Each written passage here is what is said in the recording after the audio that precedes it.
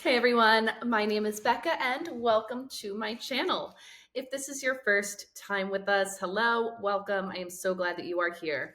And if you've been with us before, welcome back.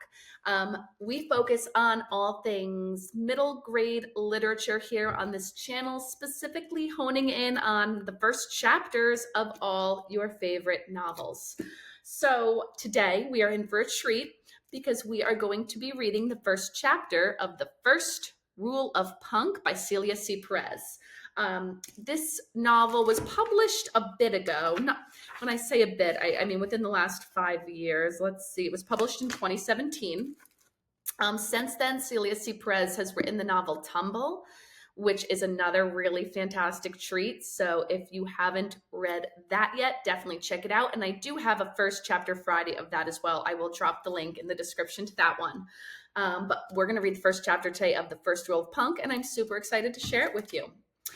I'm going to start by reading the synopsis on the front inside cover to give us a little bit of an idea what this book is going to be about. There are no shortcuts to surviving your first day at a new school. You can't fix it with duct tape like you would your Chuck Taylors. On day one, 12-year-old Malu, María Luisa if you want to annoy her, inadvertently upsets Posada Middle School's Queen Bee, violates the school dress code with her punk rock look, and disappoints her college professor mom in the process. Her dad, who now lives 1,000 miles away, says things will get better as long as she remembers the first rule of punk: be yourself. The real Malu loves rock music, skateboarding, zines, and Soyrizo. Hold the cilantro, please. And when she assembles a group of like-minded misfits at school and starts a band, Malu finally begins to feel at home. She'll do anything to preserve this, which includes standing up to an anti-punk school administration to fight for her right to express herself. All right. Very excited to learn more about this character. Sounds like she's going to have a little bit of trouble getting acclimated to her new school, but sounds like if anyone can do it, it's her. All right, chapter 1, let's dive on in. Dad says punk rock only comes in one volume, loud. So when I slip my headphones over my ears, I turn the music up until the bass strings thumped, cymbals hissed, and guitar strings squealed like they were having a conversation with each other. Mom says my music is a racket, but to me, it's like the theme music to my life, and it's always helped me concentrate. I ripped a page out of a magazine, then squeezed my fingers inside the blue plastic holes of an old pair of school scissors. It was a little too close for comfort, but my real scissors, the ones made of steel with a black handle, were packed away, and I had to get this done. It was now or never. I maneuvered the blades carefully around the page.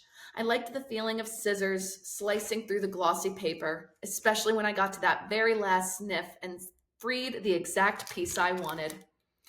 The word I cut out stuck to my sweaty fingertips, and I carefully placed it on the floor where my zine supplies were spread out around me. There were sheets of unlined paper and old magazines Dad had given me, an uncapped purple glue stick, and a folder so fat with clip art that papers spilled out of the opening.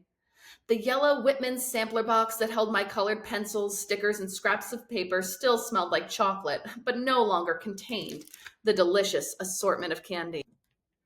While hunched over the magazine, looking for more letters to cut out, a pair of leather-sandaled feet suddenly appeared. I looked up at Mom, who stood over me in her Hecho en Mexico t-shirt and a knee-length gauzy skirt. Her lips moved, but her words were no match for my music. Finally, she pointed to her ears. Super Mexican strikes again, I said, pulling the headphones down around my neck. Super Mexican is my nickname for Mom. She's always trying to school me on stuff about Mexico and Mexican-American people. I think her main goal in life is to make me into her ideal Mexican-American señorita. Plus, she likes to wear these embroidered dresses and skirts and wraps called rebozos. I call this her super Mexican uniform. Mom acts like it annoys her, but I think she secretly likes the nickname. Funny, Mom said. You all done packing? I guess. I glance over at the pile of boxes and bags next to the door. Mom told me to bring everything I needed, but not to overpack, which didn't make any sense. My room wasn't my room without my things. There were only a few belongings I decided to leave behind, and they became the only signs that I'd ever lived here. I felt like someone had taken a giant pink pearl eraser and rubbed me out of the picture. Great, Mom said. Your dad will be here in an hour, so get ready. I am ready. I looked down at my t-shirt and shorts. Mom's eyes moved over my clothes with their super scanning powers, looking for holes, stains, and other unsenorita-like offenses to point out. But before she could comment on anything, she noticed the magazine I was cutting. Malu, that's not my magazine that just came in the mail, is it? I gave Mom an unapologetic smirk to let her know it was. I'll take that, thank you very much, she said, holding out her hand. If you need magazines, check the recycling bin.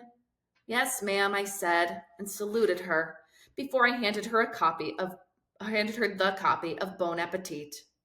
I put my headphones back on and grabbed a blank sheet of paper. I had to get this zine done before Dad came to pick me up. I started making zines earlier this year when I discovered Dad's collection of punk music zines from his high school days. Zines are self-published booklets, like homemade magazines, and they can be about anything, not just punk. There are zines about all kinds of topics, like video games and candy and skateboarding. A zine can be a tribute to someone or something you love and nerd out about, or a place to share ideas and opinions. Dad said they're also a good way to write about what you're thinking or feeling, kind of like a diary that you share with people. Mine are mostly about stuff I find interesting or want to know more about. But ever since Mom told me we were moving, a lot of my zines had become about that. Mom made it seem like this move was no big deal because we'd be back when her new job contract expired. But 2 years might as well be forever. 2 years meant all of middle school.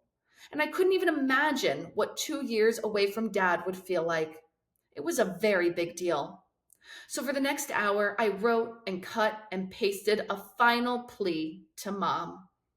I glued the last letter onto the page as the doorbell rang, a signal that my time was up.